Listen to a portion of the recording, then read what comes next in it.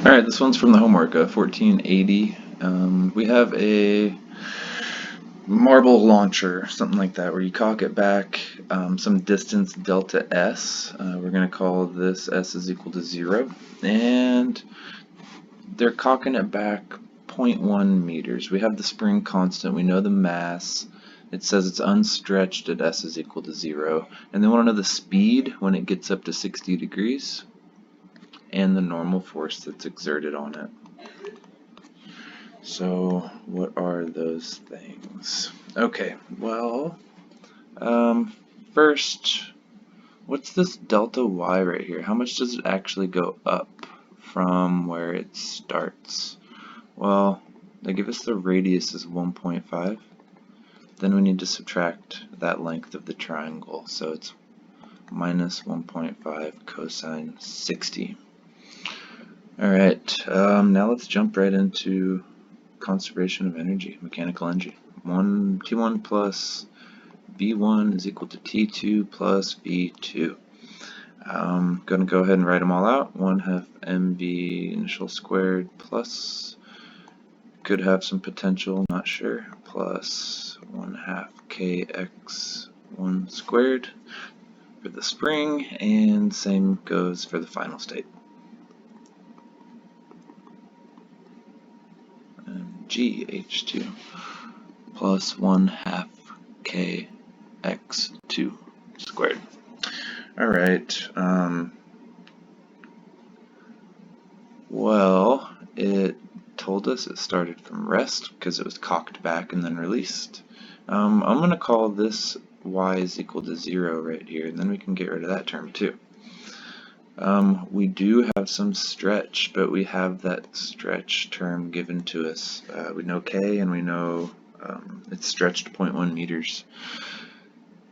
It is not going to be stretched when it's done firing, so we can get rid of that term. And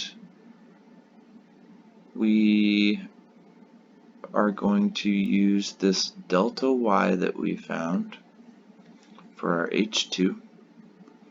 And we're going to solve this for the velocity. Alright, what we get, I have a feeling we're going to substitute v squared, so I'm going to keep that answer, but I'll give the velocity too, because they asked for it. 5.94 meters per second. And if we wanted to find exactly what angle and put a unit vector to it, we could. Alright, what about that normal force? So, looks like maybe we should use normal and tangential components. We're on a curved path. Somewhere along that path is where this 60-degree line is. And we'll call that 60-degree measurement line our normal direction, and the tangent our tangent.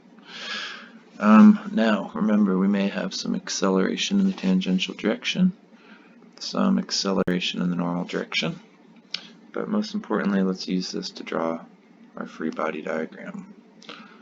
We have an mg pointed down and a normal force pointed up. So break this into components, and let's do Newton's second law. I have the summation of the forces is equal to mass times the acceleration in the normal direction.